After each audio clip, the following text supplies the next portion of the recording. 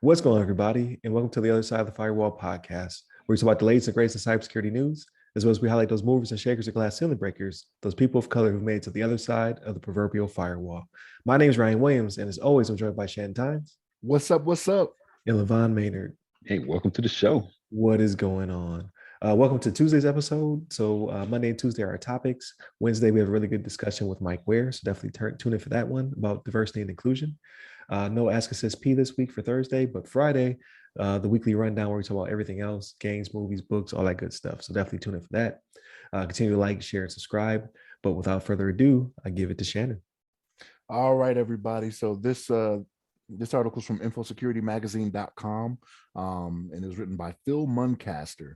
The title of this one is French Hospitals Cut Internet Connection After Data Raid. So these guys took an all-out approach of just cut the wire, like they took an axe to it. No, not really. They didn't even take an axe to it. But what this is about is a French hospital group was forced to cut internet connectivity in 2 locations after hackers stole data in an attempted extortion campaign. So these hackers wanted a $1.3 million ransom demand to get the information back. And they were just like, no, we're not going to pay it.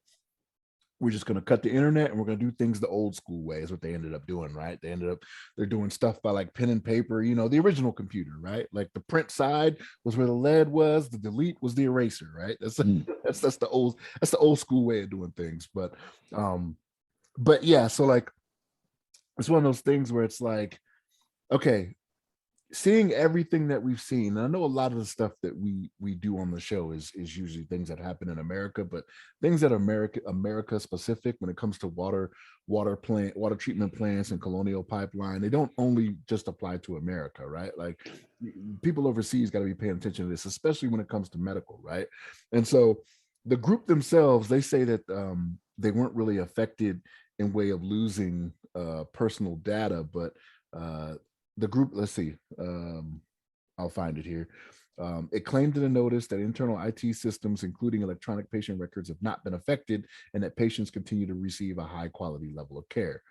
But it said that some services are not available, right? So you can't book appointments online or anything like that because they cut the internet for doing anything to and from these hospitals that were affected. But yeah, it's one of those things where it's like, especially when it comes to hospitals, right? And this is in France, mind you, right? So this isn't in the United States, it's in France, but we all need to be taking better care when it comes to what am I trying to say? Like protecting privacy, right? And what people have, especially when it comes to medical records, right? Because that's one of those things where it can be used to like kind of maybe blackmail people, you know what I mean? Like right. You got something that someone may not want out there, someone famous, right? Like if President Macron, right?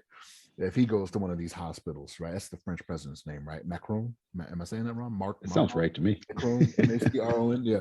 But yeah. Like if he goes to one of these hospitals, you get something on him, right? Like it could be something, they'd be like, oh, well, we see you got, gonorrhea or whatever, right?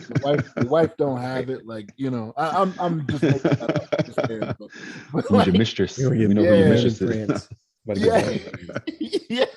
So like, we just got to have better care when it comes to stuff like this. You know what I mean? But yeah, these hackers, they say some stuff leaked on the dark web, right? The attackers include social security details, banking information, and patient letters, which the hospital group says wasn't released. But it's one of those things where I would automatically assume that it was out there, right? Like, I don't think they're putting that out there just to say it if they didn't have something to back it up, if they don't get their 1.3 million. But LeVon, what's your thoughts on this?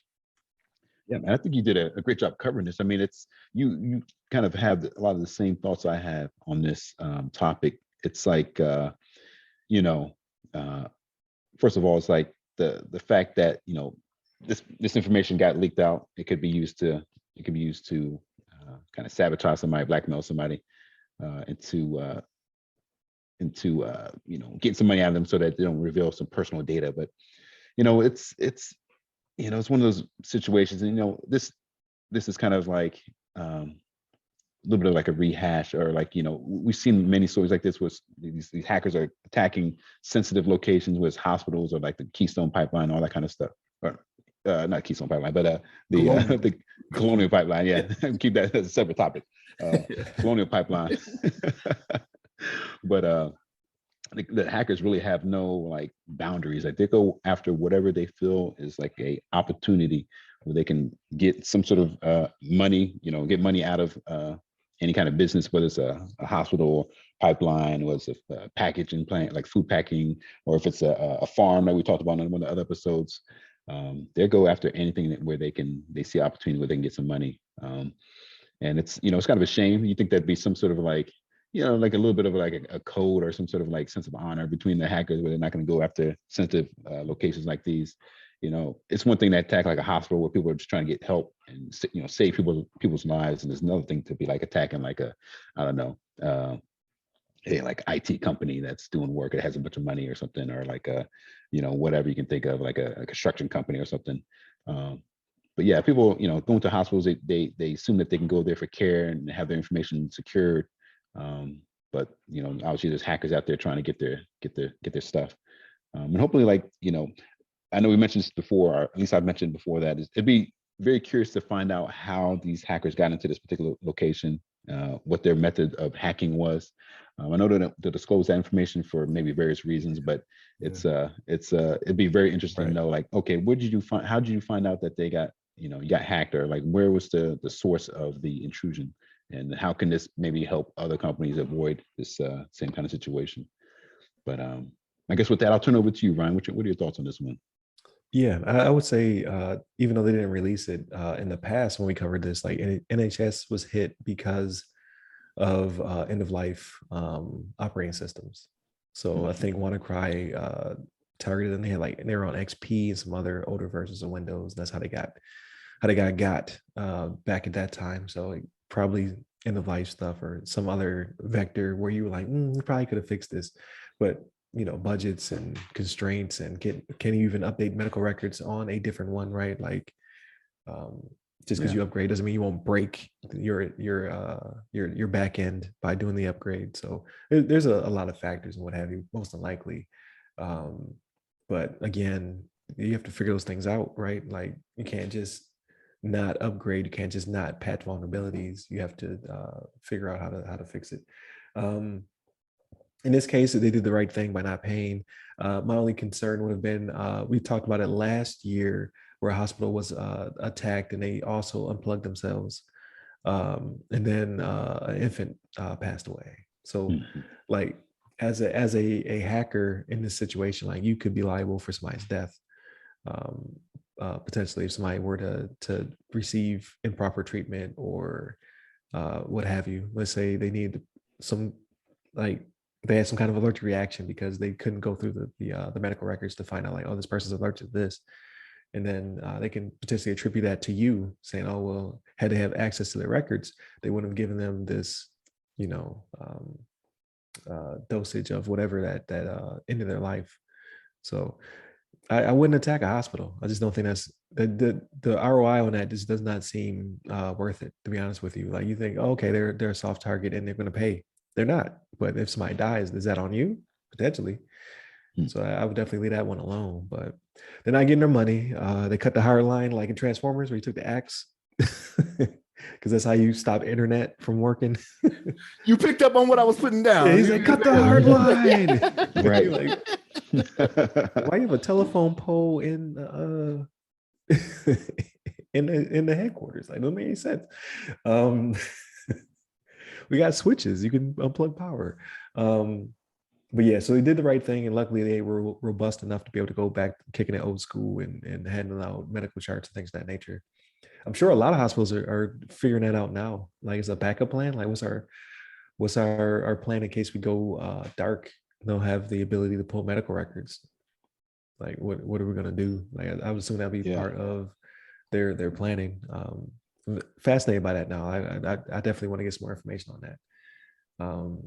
Because you don't hear enough about that, in my opinion, as a patient. Like, what are you going to do in case this happens? Like, what's your backup plan?